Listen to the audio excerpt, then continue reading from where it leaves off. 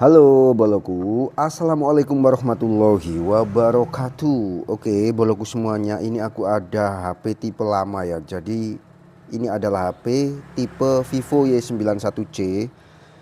Dan ini kerusakannya itu LCD-nya udah pecah ya boloku ya.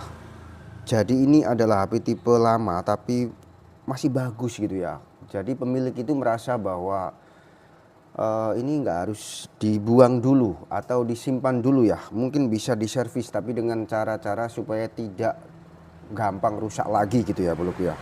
Nah jadi ini udah ganti LCD beberapa kali ya boloku ya, bukan cuma sekali ya, mungkin ada 3 kalian gitu. Kemudian kemarin itu mau diganti lagi, akhirnya tepat di saya ya boloku ya. Nah pada saat di saya itu saya kemudian merekomendasikan untuk mengganti LCD dengan kategori LCD yang original, yang plus frame ya boloku ya. Jadi ini adalah LCD Vivo Y91C yang baru saya beli dengan kategori LCD plus frame ya boloku ya. Nah di sini itu kita itu kalau ngecek itu dilihat ya, apakah lem-lemnya itu kelihatan sudah diakal-akali atau tidak oleh penjual ya boloku ya. Jadi dicek di sini, kemudian nanti akan kita cek bagaimana kualitas layar dan LCD-nya ya. Oke, kita simpan dulu yang ini ya. Oke, kemudian selanjutnya adalah kita bongkar ya boloku ya. Kita bongkar yaitu seluruh mesin ya. Jadi seluruh mesin itu harus kita bongkar dari A sampai Z ya boloku ya. Karena nanti mesin akan kita pindah ke sini, baterai akan kita pindah ke sini gitu ya. Nah, sebetulnya kalau misalkan ternyata ingin langsung ya, langsung maksudnya itu mengganti LCD gitu ya, itu juga bisa dilakukan ya teman-teman ya. Beli LCD yang agak bermerek atau yang dirasa dipercaya mereknya, kemudian nanti bisa langsung dipasang ya. Namun di sini saya memang lebih merekomendasikan produk yang original kalau memang harganya itu nutut ya boloku ya, atau bisa dibilang masih ada dana gitu ya. Jadi lebih baik beli yang original dan itu yang plus frame ya boloku ya. Kenapa kok plus frame? Ya agar prosesnya itu lebih gimana ya, lebih pede gitu ya, kita lebih yakin kalau nantinya itu bisa lebih awet karena yang dipasang itu adalah produk yang original gitu ya. Oke, kita buka semuanya ya, semuanya ini juga masih ada. Waduh, ini ada yang susah ini kayaknya. Waduh, ini ada yang susah ini. Skrunya ini ada yang jebol satu ya boloku ya. Iya kan, susah kan. Oke, sebentar ini tak cariin cara untuk bisa buka ini ya boloku ya.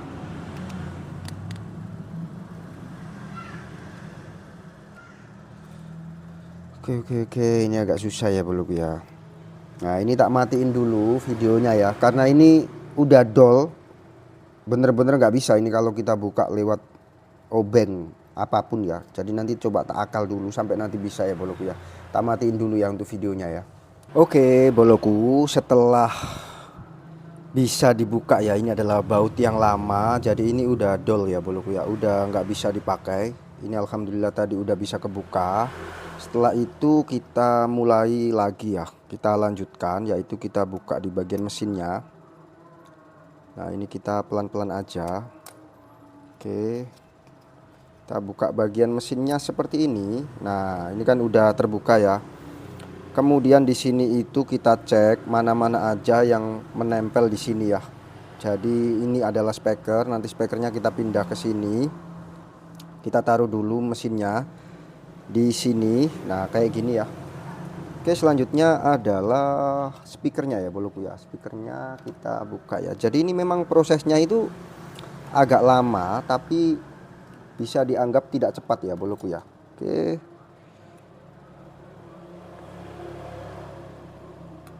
Kita cari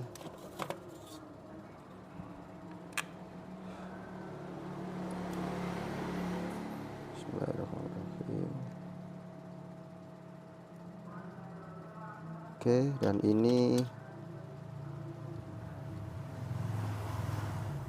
nah di sini ada filternya, ini kita taruh aja filternya ya.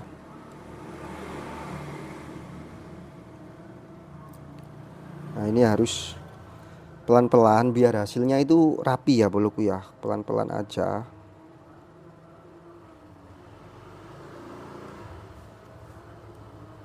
Oke, kemudian kita taruh lagi ya.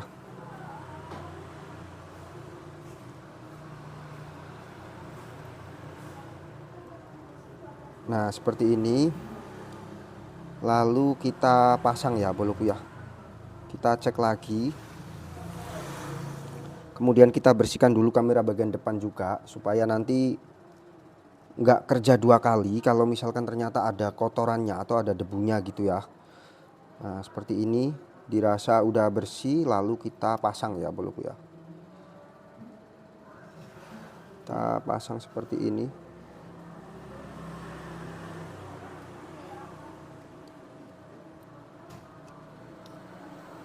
Nah, ini kan masih nyangkut ya. Kita buka dulu. Oke, kemudian kita rapikan juga untuk bagian ininya, tombol power ini ya. Kalau nanti dia itu miring, itu nggak bisa ya boloku ya. Jadi diusahakan bisa bener-bener pas.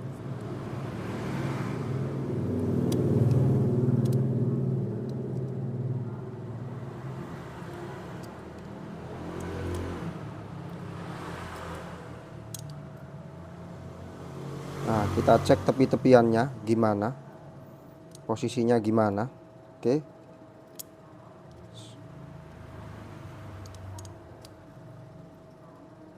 Oke, anggap ini sudah ya boloku ya. Anggap ini sudah dulu, kemudian kita lepaskan untuk skru yang bagian bawah ya.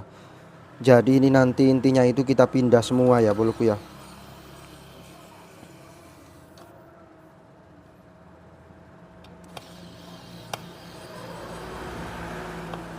Oke, ini bagian bawah itu masih segel ya boloku ya.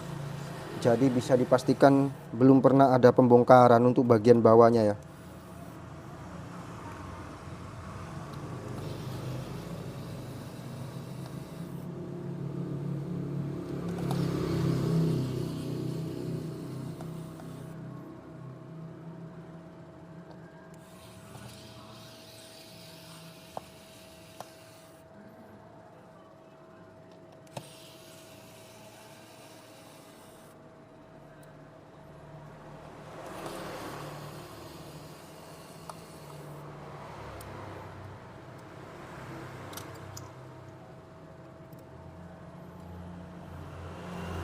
Nah, setelah itu kita congkel ya boloku ya.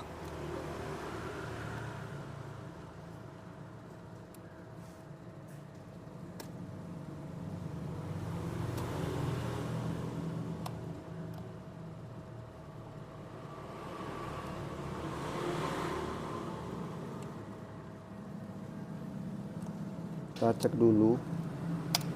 Nah, ini sudah kita tepikan.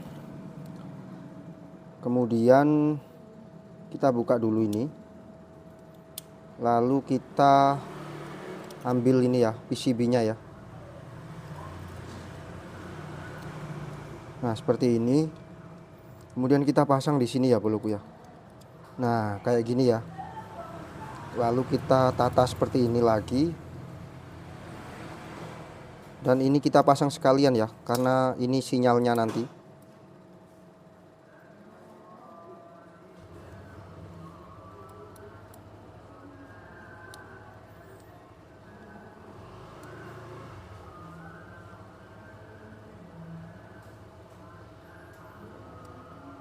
Oke, setelah dirasa sudah betul, kemudian saya akan pasang ini ya.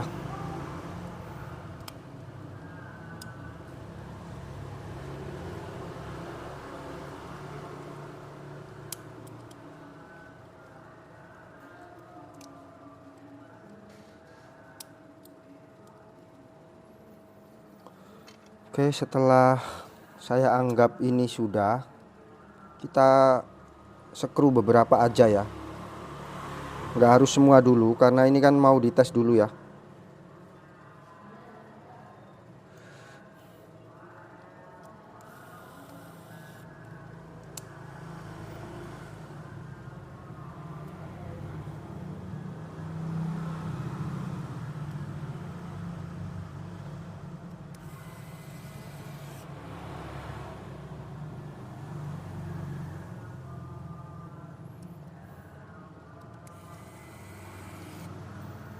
Nah ini kan ini udah ya. Kemudian yang terakhir adalah ini ya, ini adalah fleksibel. Nah ini harus pelan-pelan ya boloku ya.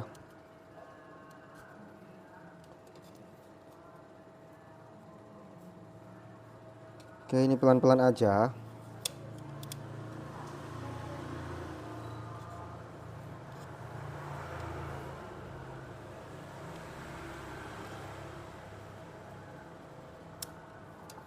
Nah, selanjutnya kita pasang balik di sini ya. Agar supaya bisa bagus. Ini nanti kita lem ya boloku ya. Tapi itu bagian akhir aja. Jadi yang terpenting itu ini bisa dulu ya. Oke, kemudian kita pasang. Nah, seperti ini ya. Ini udah terpasang semua. Selanjutnya baterainya ya. Ini kita coba dulu, semoga bisa berhasil ya boloku ya. Sebentar. Oke, kemudian yang ini baterainya. Oke, sebelum kita masuk ke langkah selanjutnya, yaitu menghidupkan HP-nya, kita coba untuk charger ya. Apakah tampil di layar? Oh, ini kayaknya butuh tambahan seperti ini ya, supaya dia bisa agak kuat. Saya akan tambah skru.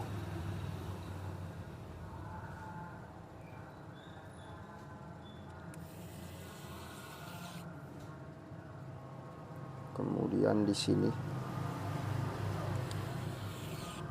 Oke, lanjut. Dipastikan udah menempel semua rapi. Saya akan coba untuk charger. Oke. Di USB Smart ada tegangan yaitu 0,5-0,6 ampere. Kemudian di sini menunjukkan baterai mengisi ya boloku ya. Dan ini di 0,6. Kalau dilihat saat ini menunjukkan LCD-nya berfungsi bagus. Selanjutnya adalah saya akan coba untuk menghidupkan. Semoga tidak ada masalah. Bismillahirrahmanirrahim. Oh, ini low battery ya. Masih low battery ya boloku ya. Jadi belum bisa dihidupkan. Kita akan tunggu sampai beberapa saat ya. Dan USB Smart sudah menunjukkan di angka 1,1, berarti ini udah normal ya boloku ya. 5 volt 1,1 itu udah normal. Tinggal kita menunggu proses pengisiannya. Ini saya rasa kemarin itu mungkin sampai habis betul baterainya ya. Jadi bisa dibilang tidak digunakan gitu mungkin beberapa hari. Oke, saya akan coba lagi. Bismillahirrahmanirrahim.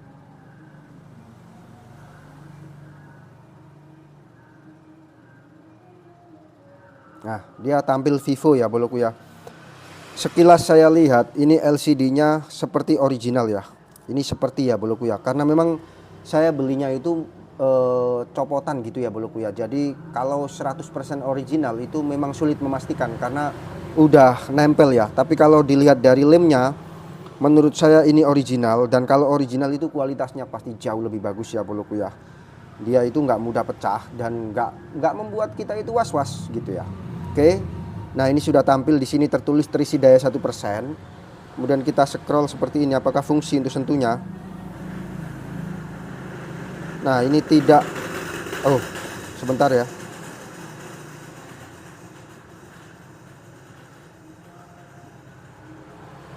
Kita tunggu dulu. Belum ada tanda-tanda sentuhnya bisa ya. Nah dia itu kayak ke bawah dia oke. Tapi ke atas dia tidak oke ya boloku ya.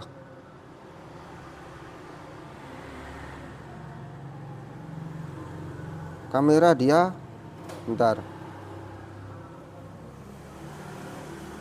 Kamera dia bisa terbuka, tidak bisa menggunakan lampu kilat ketika level baterai berada di bawah 15%. Oke.